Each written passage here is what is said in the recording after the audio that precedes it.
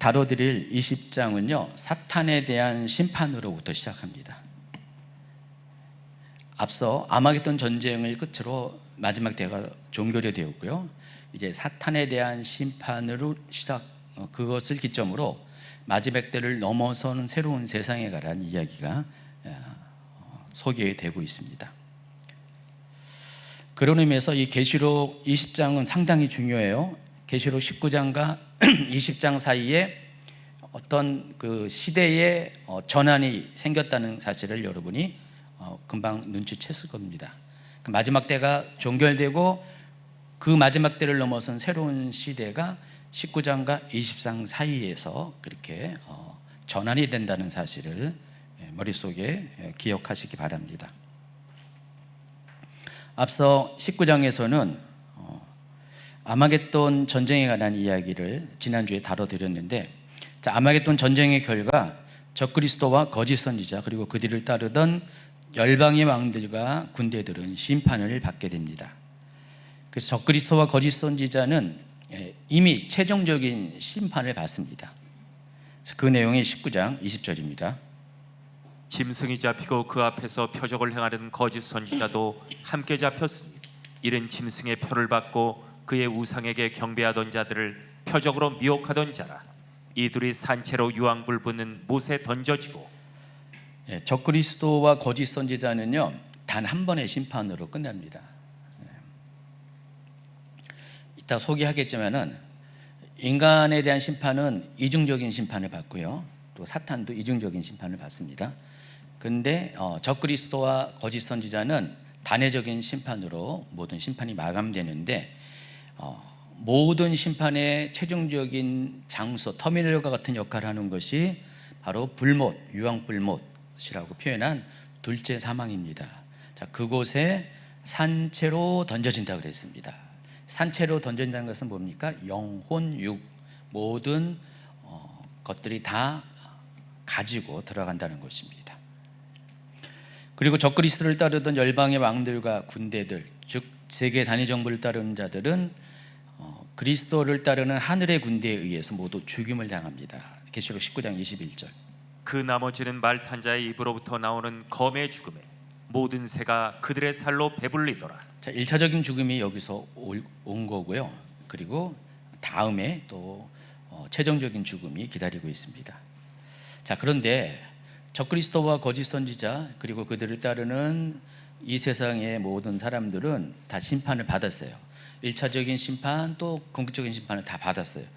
그런데 세상의 모든 악의 원천인 이 사탄은 아직까지는 심판을 받지 않고 있습니다. 그리고 계시록 20장에 이르러서 비로소 심판을 받게 됩니다. 그래서 계시록 20장은요 사탄에 대한 심판으로 시작해서 바로 이어지는 것이 천년왕국의 도래, 그리고 천년왕국이 끝난 후에 곡과 마곡의 전쟁이 발생하고, 그리고 백보자 심판이 일어나게 됩니다. 그래서 이 계시록 20장은요 굉장히 중요한 사건들을 많이 다루고 있습니다. 이 종말론에서 가장 핵심적인 사건들이 집중되어 있는 아주 매우 중요한 챕터입니다. 그래서 계시록 20장은 시간 순서와 주제의 흐름에 따라서 4개의 주요 부분으로 구성됩니다. 1절부터 3절까지는 사탄이 일시적으로 결박을 당합니다. 하늘로부터 내려온 천사가 사탄을 붙잡아서 무저갱에 1000년 동안 결박합니다. 이때 사탄의 활동은 잠시 멈추게 됩니다. 유사 이래 처음으로 사탄의 미혹이 더 이상 세상을 미혹하지 못한 그런 시대가 도래하게 됩니다. 그리고 4절부터 6절까지는 첫째 부활이 일어나고 천년왕국이 도래하게 됩니다. 이 기간은 사탄이 무저갱에 갇혀있는 그 1000년의 시간과 같은 시간입니다. 그래서 1000년의 이 시간 동안, 무저갱에 사탄이 갇혀있는 이 시간 동안 천년왕국이라는 한시적인 새로운 세상이 펼쳐집니다. 이때 하나님 말씀과 예수님을 증언하는 것으로 인해서 죽임을 당했던 자들, 누구라 그랬어요? 순교자들이라고 했습니다. 이들이 다 부활하여 천년왕국에서 왕노릇한다고 말씀드렸습니다. 계시록은 그들을 가리켜서 첫째 부활의 참여자들이라고 하고, 또 그들에 대해서는 최종 심판인 둘째 사망의 권세가 비치지 못한다 그랬습니다. 나중에 요 첫째 부활이라는 주제에 대해서 심화적으로 다뤄드리겠지만은 이 첫째 부활이라는 의미는 시간 순서의 첫째 부활이 아니에요. 이 첫째 부활은 가치에 있어서 중요도에 있어서 첫 번째. 여러분 가장 첫 번째 중요한 게 뭡니까? 라고 할 때 그 첫 번째. 처음 일어난 그 첫 번째 그 뜻이 아니라 가장 중요한 가치에 있어서의 첫 번째, 가장 중요한 부활이라는 것입니다. 여러분 첫째 부활은 이미 예수님께서 공중에 강림하셨을 때 일어났잖아요. 그렇죠? 지금 첫째 부활이 아니잖아요. 시간 순서적으로는요. 지금 이거는 그리스도의 재림 이후에 사탄이 무정에 갇히고 난 후에 첫째 부활이 일어난다는 것입니다. 그러니까 시간적인 개념의 첫째 부활이 아니라 가장 좋은 부활을 말하는 것입니다. 그래서 이 첫째 부활의 대상자들은 순교자들이고요. 그리고 이 첫째 부활자들에게는 다른 부활자들에게는 없는 특별한 혜택이 주어지는데 다시는 사망이 그를 건들지 못한다라는 둘째 사망의 권세가 미치지 못한다는 표현으로 이 사람들은 확실하고 최종적인 구원이 보장이 됩니다. 이 말은 여러분 어떤 것이 우리에게 남겨지냐면은 이미 공중강림 때 부활한 이들도 완전한 구원을 보장받지 못한다. 여러분 저랑 계시록 강의 들으면은요 어쩌면은 한 번도 듣도 못한 이야기를 들을 수가 있어요. 근데 제가 그래서 성경에 없는 얘기를 하는 것이 아니라 성경에 있는 얘기를 하는 건데 여러분 대부분 20장 이후의 것들에 대해서 정리가 잘 안 돼 있기 때문에 그 부분에 대해서 이해가 잘 안 되고 오해도 할 수가 있어요. 근데 20장, 21장, 22장의 내용을 잘 살펴보면은 여러분이 미처 생각하지 못한 의외의 이야기들이 많이 나옵니다. 그 중에 하나가 바로 이 부분이에요. 자, 이 부분은 또 나중에 부활과 관련된 첫째 부활과 관련된 강의를 집중적으로 할 때 또 체계적으로 설명해 드리도록 하겠습니다. 자, 그리고 7절부터 10절까지는 사탄의 최종적인 심판이 나옵니다. 천년의 기간이 끝나면 사탄은 무적용에서 풀려나옵니다. 그리고 다시 민족들을 미혹합니다. 자, 이 민족들은 이미 부활한 사람들입니다. 성도들입니다. 그들을 미혹해서 곡과 마곡의 전쟁을 일으킵니다. 그러나 하나님께서는 하늘에서 불을 내려 그들을 멸하시고 사탄은 최종적으로 불과 유황못에 던져져 형벌을 받습니다. 자, 이미 그곳에 누가 있습니까? 적그리스도와 거짓 선지자가 있습니다. 드디어 헤어졌던 약한 존재들이 상봉을 하는 장면이 나옵니다. 1000년 만에 상봉을 하죠. 그리고 이들은 세세토록 밤낮 괴로움을 받게 됩니다. 계시록 20장 10절. 또 그들을 미혹하는 마귀가 불과 유황못에 던져지니 거기는 그 짐승과 거짓 선지자도 있어 세세토록 밤낮 괴로움을 받으리라. 그리고 마지막으로 11절부터 15절까지가 백보자 심판입니다. 그러니까 모든 인류의 최종적인 심판입니다.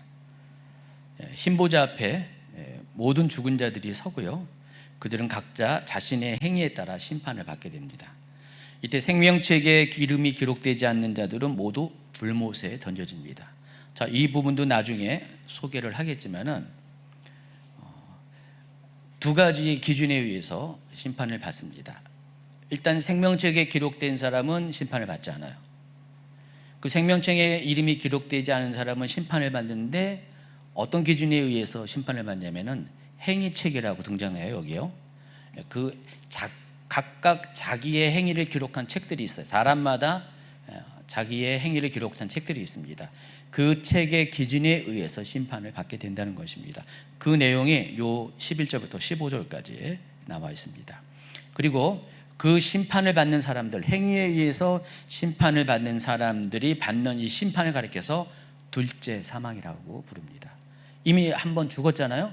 죽었는데 이번에 또 죽는다는 것인데 이것은 육체적인 죽음을 의미하는 것이 아니라 영원한 죽음을 의미하는데 이 부분도 그때 가서 소개를 다시 해드리겠습니다. 그리고 또 이때는요 사망도 음부도 불못에 던져진다고 했습니다. 둘째 사망에 던져진다고 했습니다. 여러분 이걸 어떻게 이해되는지 헷갈릴 수가 있어요. 사망이 불못에 던져진다. 둘째 사망에 던져진다. 음부가 불못에 던져진다. 자, 이것은 어떤 상징적인 개념으로 여러분이 이해하셔야 되는데, 사망이라는 것은 죽음이라는 뜻이잖아요. 이제 죽음이 둘째 사망에 던져진다는 그 의미는 이제는 더 이상 죽음이 오지 않는다는 것입니다. 더 이상 죽음이 없는 세상으로 들어간다는 것입니다. 그리고 음부가 의미하는 것은 지옥을 의미하는데, 이제는 그 지옥도 더 이상 존재하지 않는 세상으로 들어가는데, 여기서 말하는 이 음부는 지금 현존하는 지옥을 말하는 것이에요. 여러분, 지옥도 두 가지의 이중적인 개념이 있어요. 제가 실은 이제 오늘 강의를 미리 준비하고 여기 강단에 올라가기 전까지 다음 주에 다뤄드릴 강의를 준비했는데, 그 다음 주에 다뤄드릴 것이 지옥에 관한 주제를 가지고 준비를 했습니다. 그래서 다음 주와 그 다음 주에 두 주에 걸쳐서 지옥에 관해서 심화적인 이야기를 할 건데, 지옥도 이중적인 개념입니다. 성경에 의하면은요, 계시록에 의하면은. 여러분 오직 계시록을 통해서만 그 개념들이 드러나 있어요.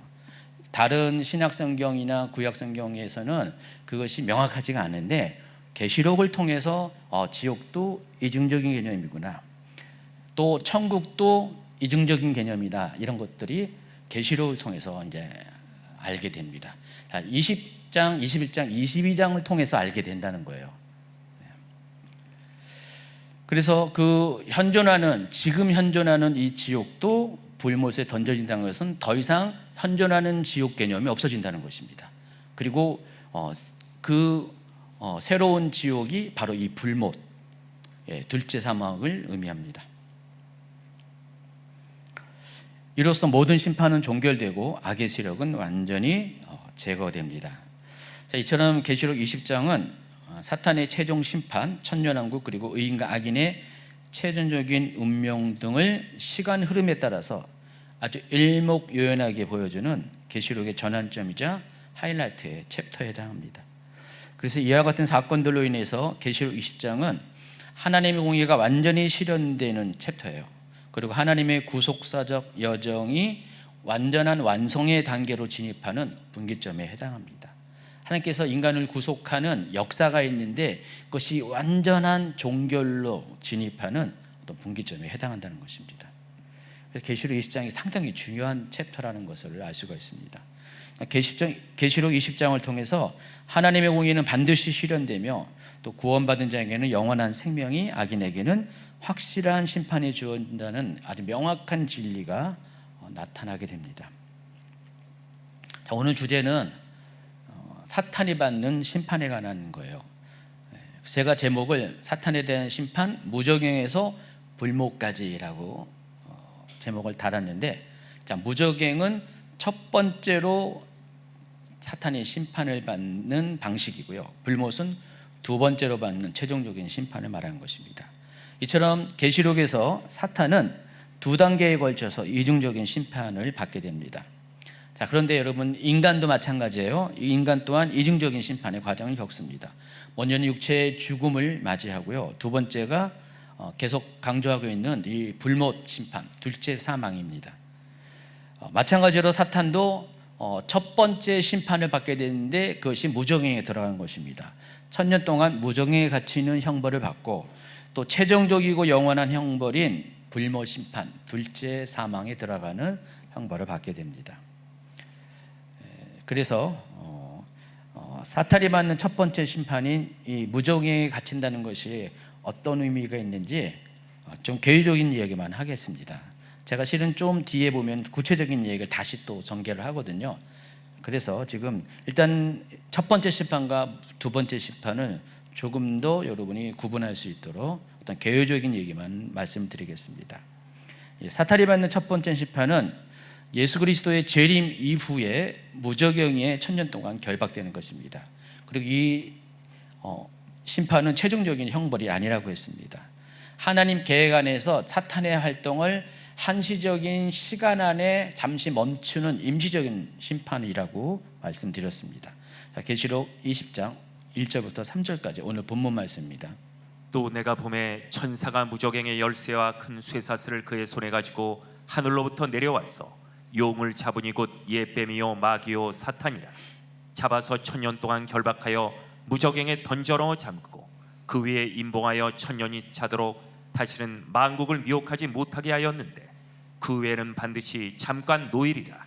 하나님께서 왜 굳이 사탄에게 이와 같은 방식으로 그냥 한 번에 끝내버리시지 않고 왜 사탄을 이렇게 이중적인 심판을 받게 하셨는지, 왜 이런 계획을 갖고 있는지 여러분 궁금하실 겁니다. 하나님께서 계획하신 시나리오가 있기 때문에 아직 사탄의 용도가 남아있어요. 쓰임이 남았어요. 이 말은 아무리 악한 사탄일지라도 자기 독립적으로 움직인 것이 아니라 결국은 하나님의 섭리 가운데 주권 하에 하나님이 허락하신 그런 환경 가운데 그도 활동한다는 사실을 아시기 바랍니다. 자, 하나님께서 사탄을 단번에 멸하지 않고 이렇게 무저갱에 가둬놓으신 이유는 이 1000년 동안 사탄 없는 세상을 만들 필요가 있기 때문에 그렇습니다. 자, 이 1000년의 이 시간 동안 하나님께서는 정말로 이제 영원한 세상 가운데 영원한 하나님 나라에 들어가 바로 그 계획을 준비하면서 정말 그 세상에 들어갈 수 있는 합당한 자들을 마지막으로 선별하는 시간을 갖는데 그게 1000년 국가 고가 마국의 전쟁이에요. 여러분, 영원이라는 것은 돌이킬 수가 없잖아요. 하나님께서 왜 굳이 창세기에서 선악과를 따먹은 인류에게 생명나무를 건들지 못하도록 그들을 에덴 동산에서 쫓아냈냐? 만약에 생명나무 열매까지 먹으면 어떻게 돼요?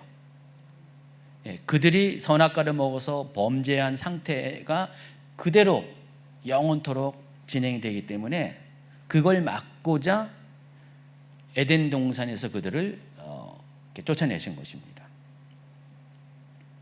그러니까 영원이라는 시간은 하나님조차도 돌이킬 수 없는 시간이기 때문에 하나님께서 계시록 21장부터 그 하나님의 영원한 나라 새하늘과 새 땅, 새 예루살렘이 도래하게 되는데 그 전까지 하나님은 정말로 아주 신중하게 많은 것들을 고려해서 정말 그 나라에 들어갈 확실한 사람들을 선별을 하게 된다는 것입니다. 그게 천년왕국의 필요성이에요. 그 천년왕국을 통해서 하나님께서는 정말로 하나님 백성으로 그들이 준비할 수 있는 시간을 주십니다. 그 천년왕국은 계시록 19장에서 초반부에서 잠깐 언급한 혼인잔치의 실제입니다. 그러니까 혼인잔치는 예고편이고요. 그 혼인잔치가 실제로 실현되는 것이 천년왕국이에요. 그럼 혼인잔치를 통해서 정말로 본격적인 결혼 생활로 들어가기 전에 이 혼인잔치를 통해서 사람들이 한 번 더 정말 진짜 신부로서 준비되어 있을 수 있는 시간이 주어진다는 것입니다. 아직 취소할 시간이 남아있다는 것입니다. 그래서 이 천년왕국은요 그런 의미고요. 이 천년왕국에서는 그 다스리는 분이 하나님이 아니에요. 하나님은 아직 하늘에 계세요. 지금 계시는 바로 그 하늘에 계시고요. 천년왕국의 통치자는 예수 그리스도입니다. 그리고 예수 그리스도와 함께 백마 타고 아마겟돈 전쟁을 수행했던 바로 순교자들, 첫째 부활자들, 그들이 왕노로 탑니다. 그리고 나머지 휴거받은 일반적인 성도들은 그 일반 백성이 되는 구조로 천년왕국은 형성이 될 겁니다. 그래서 이 천년왕국 기간 동안에 하나님의 통치가 완벽하게 이루어지게 되고요. 이 기간 동안에는 그렇기 때문에 사탄은 존재하지 말아야 돼요. 그래서 사탄은 무저갱의 억류가 됩니다. 그리고 나서 1000년의 시간이 지나면 사탄은 잠시 풀려나서 다시 세상을 미혹하고 국가 마국의 전쟁을 일으킵니다. 그리고 그 결과 사탄은 불과 유황못에 던져지게 되는데, 자, 이곳은 둘째 사망이라고도 표현했고요. 하나님의 공의가 영원히 실행되는 다시 되돌릴 수 없는 심판의 최종 터미널과 같습니다. 그리고 터미널로 소개한 이유가 모든 악한 존재들은 사탄도 적그리스도도 거짓 선지자도 그리고 악인들도 모든 악한 존재들은 최종적으로 여기에 모이게 됩니다.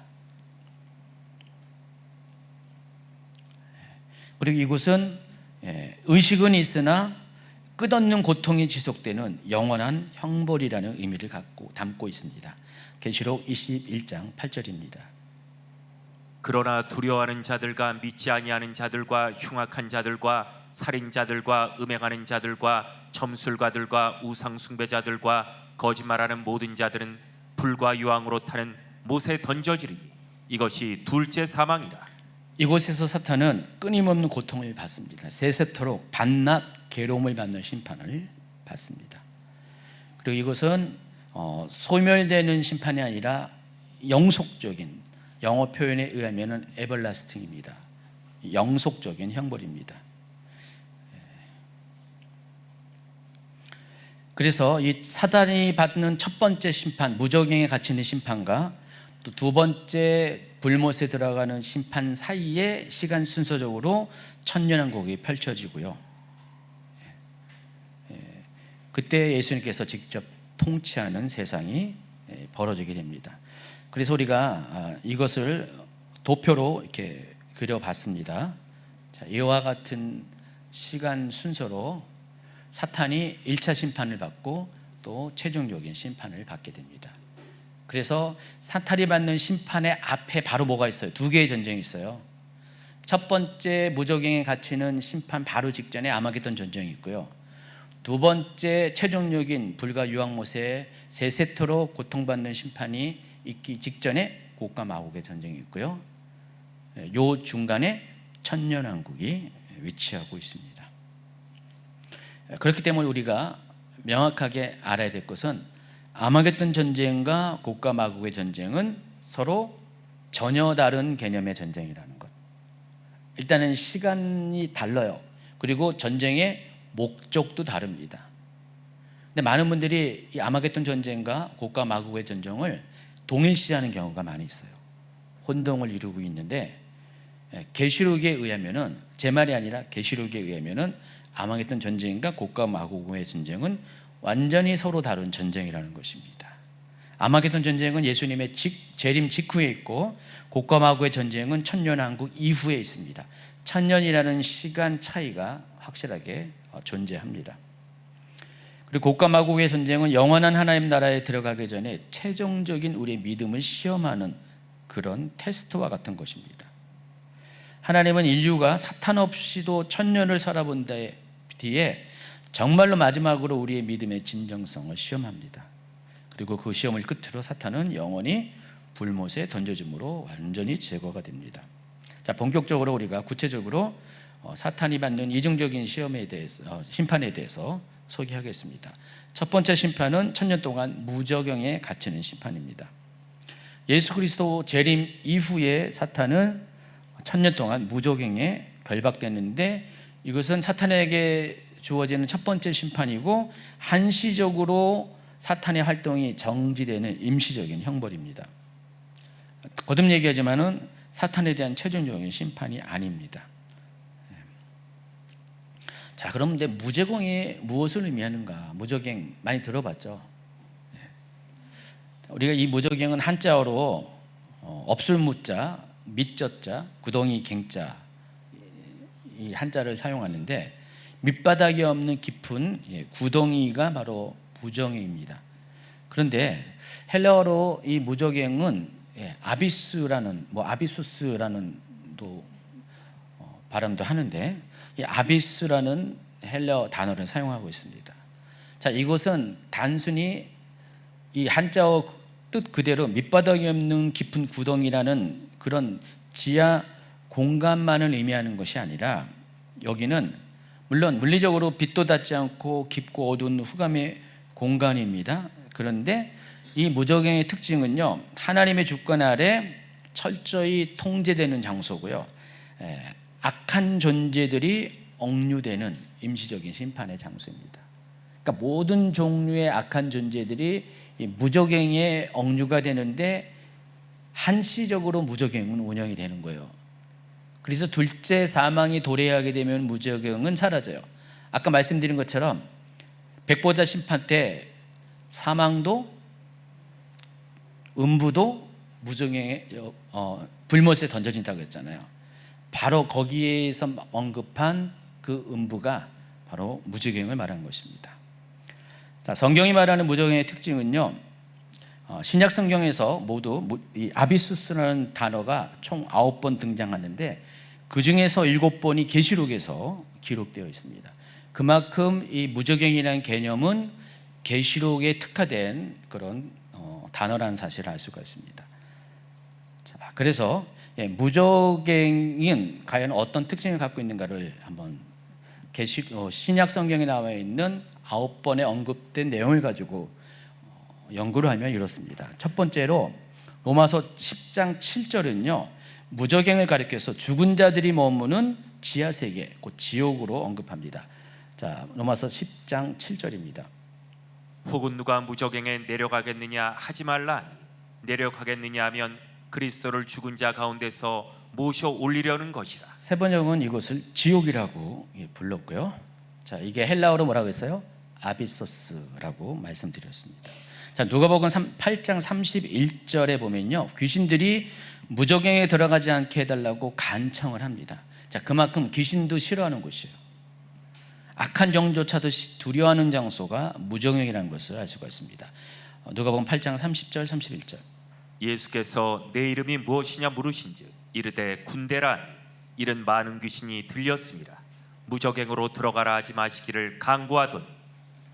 자, 로마서와 이 누가복음, 계시록을 제외한 로마서와 누가복음은 이 무적행을 가리켜서 뭐라고 했어요? 지옥으로 표현을 했습니다. 자, 계시록으로 넘어가면은요, 계시록 9장에 보면은요, 황충의 재앙이 등장하는데 다섯째 천사가 나팔을 불 때 이때 하늘에서 땅에 떨어진 별 하나가 무적행의 열쇠를 닫았고 그 별이 아마 천사를 의미하는데 무적행을 열었더니 거기서 뭐가 나왔어요? 3절에 황충이 등장했다고 그랬습니다. 자, 황충은요, 마치 정갈과 같은 그런 아주 고통을 주는 그런 존재입니다. 그래서 어느 번역에서는 메뚜기처럼 생겼다고 해서 메뚜기로 번역하기도 하는데, 이 황충이 사람들을 전부 다 하나님의 인을 받지 않은 사람들을 찾아다니면서 다 물어요. 전갈이 쏘듯이 사람들을 쏠 때 이들이 너무나 큰 고통 가운데 빠집니다. 죽고 싶어도 죽지 못할 정도로 큰 고통에 빠집니다.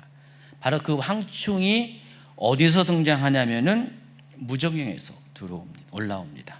자, 황충이 하나님이 그들을 심판하는 도구로 사용했지만은 황충 자체는 무적행에서 왔다는 것은 뭐예요? 이 황충도 악한 존재라는 것을 알 수가 있습니다. 또 계시록 11장 또 17장에 보면은요, 이번에는 짐승이 무적행으로 올라오는데 그 짐승은 적그리스도를 가리킨다고 그랬어요. 11장 7절과 17장 8절 연속으로 읽어주시기 바랍니다. 그들이 그 증언을 마칠 때 무적행으로부터 올라오는 짐승이 그들과 더불어 전쟁을 일으켜 그들을 이기고 그들을 죽일 터인즉 내가 본 짐승은 전에 있었다가 지금은 없으나 장차 무적행으로부터 올라 멸망으로 들어갈 자니 땅에 사는 자들로서 창세이후로 그 이름이 생명책에 기록되지 못한 자들이 이전에 있었다가 지금은 없으나 장차 나올 짐승을 보고 놀랍게 여기리라. 자, 여기서 무적행과 이 짐승 이 부분을 문자적으로 해석하면 안 됩니다. 이 부분은 상징적으로 해석을 해야 돼요. 짐승은 문자적인 짐승이 아니라 적그리스도를 가리키고요. 그 적그리스도가 실제로 무적행에서 올라오는 게 아니라 이 적그리스도는 예수님처럼 사람의 몸에서 태어나게 돼 있어요. 출생하게 되는데 똑같이 예수님처럼 사람으로 성장하다가 자신의 때에 마지막 때에 적그리스도의 역할을 하게 됩니다. 그래서 여기서 정말 적그리스도가 완전한 성인된 모습을 가지고 황충의 무저갱에서 올라온 것처럼 거기서 올라오는 것이 아니라 바로 지옥의 권세를 가지고 올라온다라고 여러분이 상징적으로 해석을 해야 됩니다. 어쨌든 간에 이 무저갱은요, 사악한 존재들의 근원지이자 그들이 거주하는 거처라는 것을 알 수가 있습니다. 또 계시록 9장과 20장에 따르면요, 무저갱은요 하나님의 주권 아래 철저히 통제되는 장소라는 것을 알 수가 있습니다. 계시록 9장 2절 3절. 그가 무저갱을 여니 그 구멍에서 큰 화덕의 연기 같은 연기가 올라오매 해와 공기가 그 구멍의 연기로 말미암아 어두워지며 또 황충이 연기 가운데로부터 땅 위에 나오고 20장 1절. 또 내가 보매 천사가 무저갱의 열쇠와 큰 쇠사슬을 그의 손에 가지고 하늘로부터 내려와서 다 보면은 무저갱을 관리하는 천사가 따로 있다는 사실을 알 수가 있습니다. 하나님의 명령에 의해서 무저갱이 닫히고 또 무저갱이 열리고 하는 것을 알 수가 있습니다. 또 계시록 20장을 보면은 이 무저갱은 사탄이 결박되어 감금되어 있는 장소라고 말씀드렸어요. 또 유다서 1장 6절과 베드로후서 2장 4절도 비슷한 맥락에서 범죄한 천사들이 심판 때까지 흑암에 가두어지는 곳인데 그곳이 바로 무저갱인 것을 알 수가 있습니다. 유다서 1장 6절과 베드로후서 2장 4절 연속으로 읽어주십시오. 또 자기 주의를 지키지 아니하고 자기 처소를 떠난 천사들을 큰 날의 심판까지 영원한 결박으로 흑암에 가두셨으며 하나님이 범죄한 천사들을 용서하지 아니하시고 지옥에 던져 어두운 구덩이에 두어 심판 때까지 지키게 하셨으며. 다 여기 흑암, 어두운 구덩이 다 헬라어로 아비스스를 사용했습니다. 따라서 무저갱은 악한 영들이 최종 심판인 불못에 이르기 전까지 하나님의 주권 아래 임시적으로 감금되는 지옥의 역할을 합니다. 제가 그래서 오른쪽 그림이 무저갱과 지옥을 이렇게 연관성을 이렇게 설명하는 그림을 좀 그려봤어요. 누구한테 그려달라고 그랬어요? 최 씨한테. 그랬더니 이런 식으로 표현을 해주더라고요. 맞는 것 같아요. 자, 사탄이 1000년 동안 무저갱에 갇혀 있다는 것의 의미는 말씀드린 것처럼 사탄의 모든 활동이 정지되는 유사일의 유일한 시대가 도래했다는 것입니다. 사탄이 존재하지 않는 최초의 세상, 곧 천년왕국의 도래가 천년왕국의 시대가 도래됐다는 의미라는 것입니다. 여러분, 그래서 천년왕국 나중에 자세히 설명하지만은 미리 잠깐 이야기하면은 이 천년왕국은요 어떤 특징을 갖고 있냐? 현 세상도 아니고 천국도 아니고 또 현세와 영원한 나라 사이에 존재하는 어떤 물리적인 공간입니다. 나중에 천국에 관한 것들을 제가 지옥을 설명한 것처럼 천국에 가는 것도 좀 세분화해서 설명을 할 거예요. 여러분이 갖고 있는 천국이라는 개념이 실은 계시록을 통해 보면은요 3가지의 물리적인 장소로 우리가 이해가 돼요. 지금 현존하는 지옥 개념, 음부라는 개념 있고요. 또 천년왕국도 일종의 천국의 한 종류고요. 그리고 세 번째가 최종적인 천국, 그것은 새하늘과 새 땅과 새 예루살렘이에요. 세 가지의 천국의 개념이 있어요. 근데 보통 일반적으로 여러분이 아는 것은 첫 번째밖에 모르고요. 이 첫 번째와 이 마지막 것을 같은 개념으로 이해를 하는 분들이 많이 있어요. 우리가 지금 죽은 자가 악인은 지옥에 가죠. 그리고 의인은 천국에 가죠. 자, 근데 이 2가지는 한시적인 기간 동안 존재하는 거고요. 정말 마지막 때가 넘어서면은요, 새하늘과 새 땅이 도래하게 되면은 더 이상 우리가 알고 있는 천국은 존재하지 않습니다. 왜냐하면은 지금 천국에 계신 하나님 아버지께서 새하늘과 새 땅과 함께 내려오시기 때문에, 새로운 세상 가운데 내려오시기 때문에 더 이상 우리가 알고 있는 이해하고 있는 지금의 천국은 계시록 21장에 가서는 존재하지 않는다는 것입니다. 마찬가지로 우리가 알고 있는 이 지옥도 계시록 21장에 가면은 존재하지 않습니다. 이미 계시록 20장 후반부에 이 지옥도 둘째 사망, 영원한 지옥으로 다 흡수되기 때문에 그래서 이 천국과 지옥은 한시적인 개념이에요. 굉장히 중요한 겁니다. 그렇기 때문에 천년왕국은요, 천국도 아니고요, 현 세상도 아닙니다. 그렇다고 해서 계시록 21장에 도래하는 새해가 새 땅도 아니에요. 굉장히 미스터리한 그런 왕국입니다. 미스터리하다 보니까 이 부분에 대한 오해도 많고 왜곡도 많고, 그래서 종말론에서 가장 종말론의 흐름을 막 뒤바꾸는 것이 천년왕국을 어떻게 이해하냐에 따라서 전혀 다른 스토리가 되거든요. 그래서 이 천년왕국이 굉장히 중요한 위치에 있다는 것을 알 수가 있습니다. 그래서 천년왕국은 이전 세상도, 그러니까 우리 기준으로 지금 세상, 이 지금 세상도 아니고 산해가 새 땅도 아니라는 사실을 아시기 바랍니다. 별도의 특별한 한시적인 시간대에 하나님이 허락한 공간 개념이라는 것을 알 수가 있는데, 이것은 영적인 세상도 아니고 물리적인 세상이에요. 그래서 이 천년왕국 동안에 인간의 영혼과 육체가 함께 살아가게 됩니다. 지금 현재 우리 인간은 어떻게 해요? 물리적인 육체는 여기 죽음으로, 이 땅의 땅 속에 어떤 요소로, 물리적인 요소로 지금 우리가 존재해요. 우리가 죽으니까 썩잖아요. 썩은 우리의 몸이 이 땅 속에 어딘가에 있어요.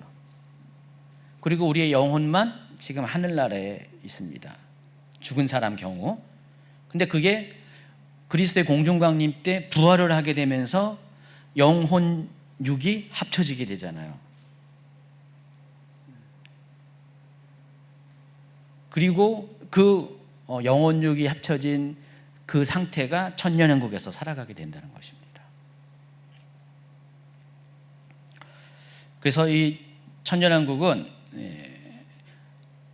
어쩌면은 유대인들이 지금까지 기다려온 메시아 왕국이 성취되는 것으로 볼 수가 있고요, 또 에덴 동산이 회복되는 것으로 볼 수가 있습니다. 자세한 이야기는 천년왕국에서 다뤄드리겠습니다. 그리고 이 천년왕국, 무저갱이에 사탄이 천년 동안 갇혀 있다는 것은 이곳에는 이제 사탄이 없는 세상이 도래한다는 것, 아까도 계속 말씀을 드렸습니다. 그동안 사탄은 공중 권세를 잡은 자로서 이 땅에 영향을 끼칠 뿐더러 욥기서에 보면은 사탄이 천국까지, 하나님 보좌까지 왔다 갔다 했잖아요. 그렇지만 천년왕국 동안에는 그 모든 활동들이 차단이 된다는 것입니다. 인류 역사상 처음으로 사탄이 존재하지 않는 최초의 세상에 도래했다는 것을 알려주고 있습니다. 자, 두 번째 심판, 이 불못 심판에 던져진 것이 어떤 의미가 있는지 말씀드리겠습니다. 계시록은 사탄을 포함한 모든 악한 존재들과 불신자들이 받게 될 이 최종적이고 영원한 심판의 장소가 불못이라고 반복적으로 언급합니다. 저도 오늘 반복적으로 계속 얘기하고 있어요. 한 말 또 하고 또 하고 있잖아요, 지금. 이 불못은 영원히 돌이킬 수 없는 궁극적 형벌의 종착지입니다. 또 백보자 심판 이후 모든 심판이 마무리되는 하나님의 공의가 실현되는 최종 무대입니다.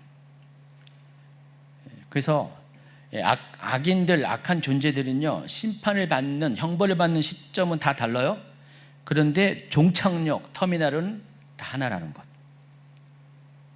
다 결국은 거기서 만난다는 것입니다. 그게 바로 불못이에요. 둘째 사망입니다. 아까 했던 거 계속 지금 반복하는 거예요. 아마겟돈 전쟁 직후에 짐승과 거짓 선지자는 산채로 유황불 붙는 못에 던져집니다. 그리고 천년왕국 이후에 용, 옅뱀, 마귀, 사탄은 불과 유황못에 던져집니다. 그리고 백보자 심판 때에 생명책에 기록되지 못한 자들은 불못에 던져진다고 말씀을 하고 있습니다. 자, 이게 계시록의 다 내용들이에요. 계시록 19장부터 20장에 걸쳐서 자, 이와 같이 시기적으로 각각의 존재들이 최종적으로는 결국 불못에 던져지고, 이 불못은 모든 악한 존재들과 악인들이 모이는 최종 터미널 같은 곳이라고 말씀을 드렸습니다. 그리고 사망과 음부조차도 이곳에 던져진다고 그랬습니다. 기존의 세상에 속한 모든 것들이 죽음조차도 다 이 불못에 흡수가 된다고 말씀드렸습니다. 그래서 이제 더 이상은 이 불못 심판이 진행되면 더 이상은 심판이 없는 거예요. 그러니까 최종적인 심판의 종교를 말하는 것이 바로 불못 심판, 둘째 사망입니다. 그래서 이것을 도식으로 정리하면은요, 사탄과 적그리스도, 거짓 선지자, 악인들 한번 보여주세요. 그림.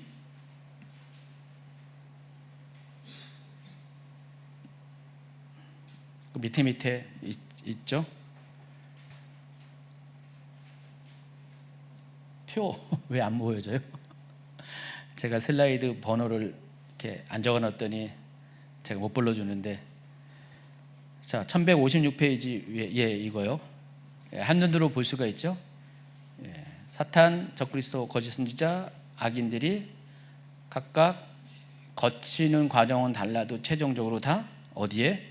불과 유황못으로 표현한 바로 둘째 사망으로 다 집결이 된다는 것을 아시기 바랍니다. 일종의 쓰레기 하치장 같아요. 최종적으로 다 여기에 모인다는 것입니다. 그래서 이 둘째 사망은요, 이중적인 심판의 장소입니다. 그러니까 지옥과 불못은 구분되는 장소예요. 우리가 알고 있는, 현재 알고 있는 이 지옥과 이 불못은 서로 다른 장소, 운영하는 시점도 다르고 또 실제적인 장소도 다릅니다. 그런데 우리가 헷갈리는 이유가 지옥에 관해서 우리가 많이 지옥에 대한 이미지가 뭐예요? 불에 들어가는 것으로 우리가 많이 알려져 있잖아요. 특히 신약성경, 특히 복음서에 보면은 예수님께서 우리 형벌을 얘기할 때, 지옥을 얘기할 때 불못 지옥에 대해서 많이 언급을 하거든요. 그래서 우리가 현존하는 이 지옥은 불못 지옥이라는 이미지가 상당히 강해요. 사실이죠. 근데 제가 이제 다다음 주에 지옥에 관해서 이야기할 때 좀 지옥도 세분화돼서 설명을 해요. 근데 일반적으로 알고 있는 우리 현존하는 이 지옥은 불 속에 들어가는, 던져지는 것이 지옥입니다. 그렇기 때문에 이 내용과 또 둘째 사망, 최종적인 영원한 형벌은 딱 한 가지예요. 불 또는 유황불로 표현한 그냥 불못 지옥이에요. 다른 형태의 형벌은 없어요. 그런데 이것이 오버랩되다 보니까 현존하는 지옥과 마지막 둘째 사망이 같은 걸로 우리가 생각을 하는 경우가 많이 있다는 것입니다. 근데 다르다는 것입니다. 이 지옥은 이 세상에 대한 최종 심판이 있기 전에 지금 현재를 기준으로 악인들이 죽음 후에 가는 곳입니다. 그리고 백보자 심판 후에는 없어져요, 사라져요. 그래서 한시적인 장소라는 것을 아시기 바랍니다. 그러나 진짜 불못 지옥인 영원한 심판의 장소인 둘째 사망인 이곳은 더 이상 돌이킬 수 없는 최종적이고 영원한 심판의 장소라는 것입니다. 자, 사탄은요, 이와 같은 방식으로 이중적인 심판을 받게 됩니다. 첫 번째는 무정의의 가치고요. 그림 보여주시고요. 이 무정의는 한시적인 심판을 의미하고요. 또 두 번째는 불못에 던져지는데, 불못은 돌이킬 수 없는 최종적인 영원한 심판의 장소라는 것입니다. 또 계시록 20장 10절은 그곳을 가리켜서 세세토록 밤낮 고통을 받는 장소라고 말씀을 하고 있습니다. 따라서 이것은 영원한 고통의 장소, 형벌의 장소임을 알 수가 있습니다. 제가 다음 주에도 이야기하겠지만은 일부 이단 종교들은요, 여호와의 증인과 이 안식교 같은 경우는요, 혹시 들어봤는지 모르겠는데 영혼 멸절설이라는 주장을 합니다. 영혼 멸절설은 이거예요. 사람이 죽으면은요, 육신만 없어지는 게 아니라 영혼도 없어진다라고 주장을 합니다. 죽음은 끝이라는 거예요. 사람들이, 존경 없는 사람들이 죽음 얘기하면 뭐 죽음은 끝이지, 그 이야기를 기독교를 베이스로 한 이단인 여호와의 증인과 안식교에서 이야기하고 있다는 것입니다. 이걸 영혼 멸절설이라고 하고요. 특히 안식교회는 여기서 더 나아가서 영혼 수면설을 주장하는데 다음 주에 또 구체적으로 설명하겠습니다. 영혼 멸절설에 의하면은 지옥이 없는 거예요. 죽으면 영혼이 죽으면 끝이니까, 사람이 죽으면 영혼이 멸절되니까 끝이니까 천국도 지옥도 아무런 의미가 없는 거예요.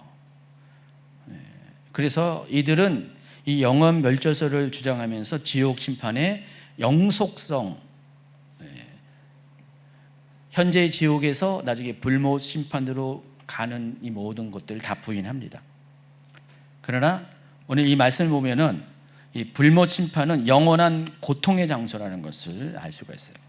계시록 20장 10절 다시 한번 읽을까요? 또 그들을 미혹하는 마귀가 불과 유황못에 던져지니 거기는 그 짐승과 거짓 선지자도 있어 세세토록 밤낮 괴로움을 받으리라. 세세토록 밤낮, 아니 영원토록 괴로움을 받게 된다는 것입니다. 자, 이 사탄이 이와 같은 형벌을 받게 된다고 말씀하고 있습니다. 사탄도 모든 악인과 악한 존재가 받는 동일한 형벌을 받게 되는데 불못에서 세세토록 밤낮 끝도 없는 고통을 당하게 된다는 것입니다. 자, 그렇게 되면은 우리가 또 한 가지 또 퀘스천이 나옵니다. 그럼 과연 사탄은 육신이 있나요? 뭐 이런 또 질문이 나오겠죠.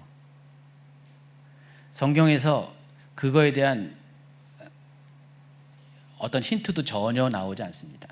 그러나 고통을 받는다는 그 의미는 사탄도 그 안에서 고통을 받을 수 있는 어떤 특별한 그런 장소라는 것을 알 수가 있습니다. 거기까지만 우리가 이해하고, 아마 분명히 그런 질문하는 분들이 생길 것 같아서 제가 하는 소리예요. 그렇지만 제가 거기에 대해서 뭐라고 말할 수 없어요. 성경에서 말하는 바가 전혀 없기 때문에. 자, 결론을 맺습니다. 오늘은 강의안이 굉장히 이렇게 작아요. 10페이지밖에 안 돼요. 그래서 결론에 빠르게 가는데, 자, 계시록 20장은요 성경 전체를 관통하는 하나님의 구속사와 공의의 완성을 압축적으로 보여주는 아주 특별한 챕터입니다. 이 사탄이라는 궁극적인 악의 세력이 결박되고 천년왕국은 시작되고요, 고가 마국의 전쟁을 거쳐 마침내 불과 유황못에 던져지는 최종적인 심판을 통해서 하나님께서는 온 우주 앞에서 공의로운 하나님과 또 세상의 모든 것의 주인 되는 하나님의 권세를 완전하게 선포하십니다. 그리고 이 심판은 단지 사탄에게만 해당하는 것이 아니라 모든 악한 존재들에게 다 적용되고 그들은 아주 공평하게 같은 장소로 들어가게 돼 있어요. 하나님은 악한 사탄도 거짓 선지자도 적그리스도도 악인들로 동일하게 같은 최종적인 심판을 받게 되는데 그것이 불모 심판이라는 것입니다.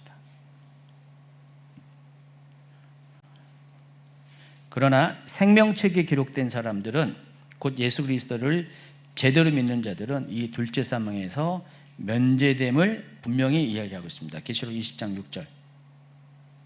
이 첫째 부활에 참여하는 자들은 복이 있고 거룩하도다. 둘째 사망이 그들을 다스리는 권세가 없고. 자, 그래서 우리가 이 제대로 믿긴 믿어야 되는데 가장 확실하게 믿는 게 어떤 거냐? 계시록 20장의 내용을 보면은 첫째 부활자가 되어야 돼요. 첫째 부활자는요 아주 영속적으로 이 둘째 사망의 권세에서 제외가 된다 그랬어요. 자, 그걸 보면은 하나님께서 얼마큼 하나님의 말씀과 예수 그리스도 전하는 복음을 전하는 그 일로 인해서 고난당하고 핍박 가운데 자신의 목숨까지 내어주는 사람들을 얼마나 귀하게 여긴다는 사실을 알 수가 있습니다. 그래서 사람이 가장 중요한 게 뭡니까? 예수님도 천하보다 가장 귀한 것 뭐라고 했어요?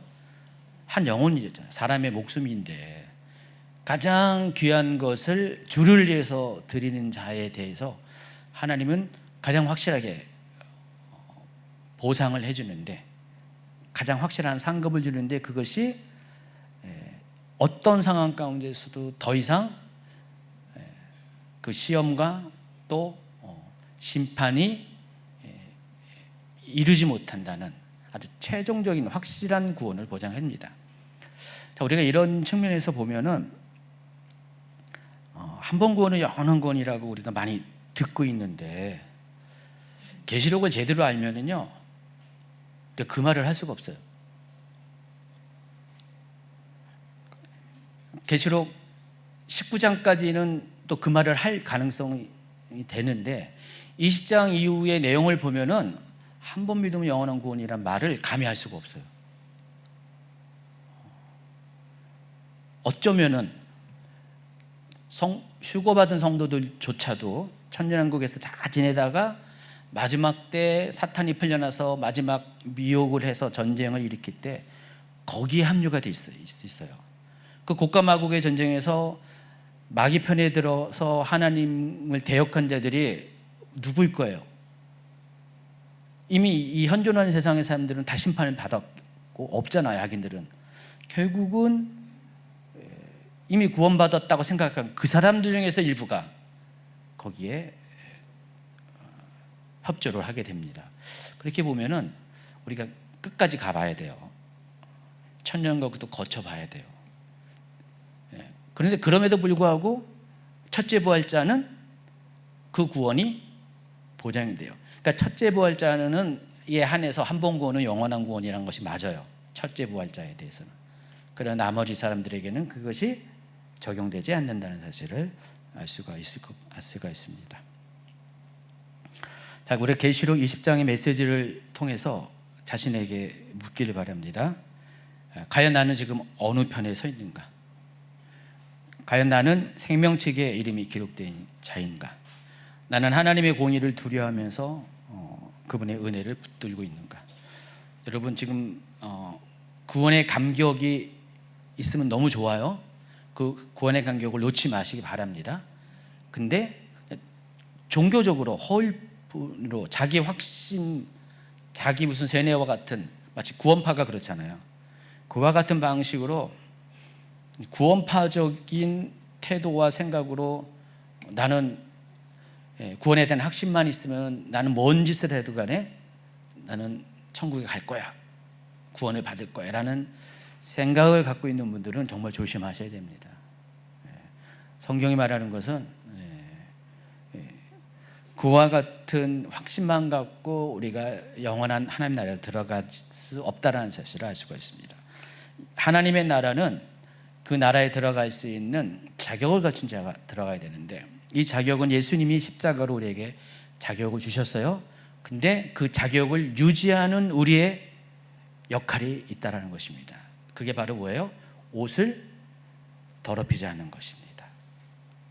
세마포를, 흰옷을 유지하는 것, 거룩과 정결한 그리스도의 신부의 모습을 우리가 유지하는 것이 우리의 역할이라는 것입니다. 그런 자만이 최종적인 구원을 받게 된다는 것입니다.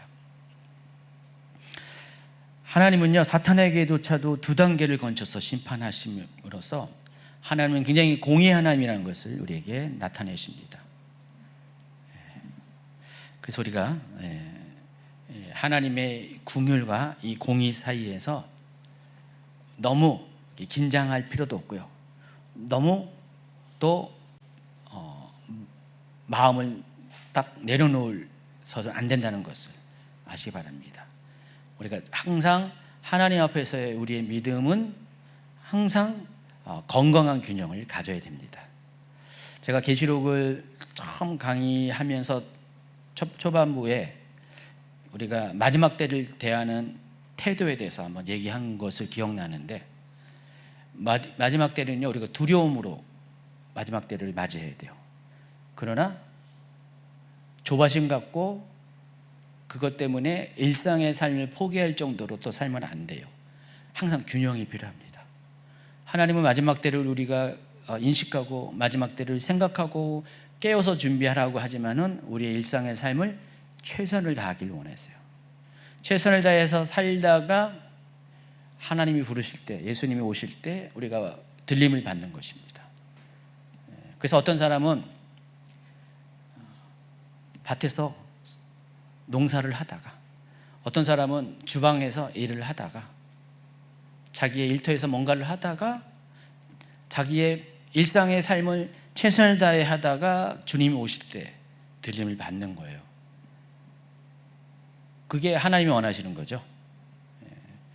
근데 어떤 사람은 맨날 시한부 종말론에 빠져가지고 예수님 오신 날짜만 체크하다가